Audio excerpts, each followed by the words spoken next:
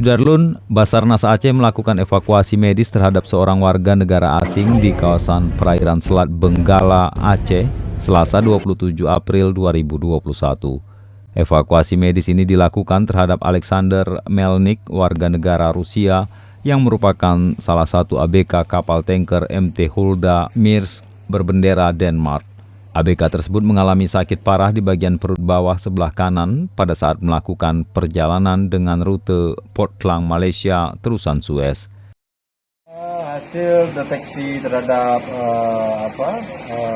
arah penyakit menular tidak kita temukan ke arah penyakit menular. Yang kita hasil pemeriksaan awal terhadap kru kapal ini indikasinya arah ke diagnosa sementaranya appendicitis.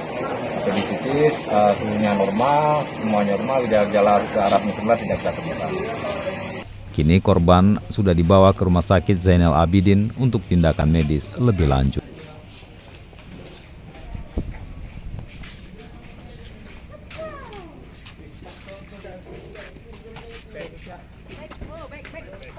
Ada tas satu lagi.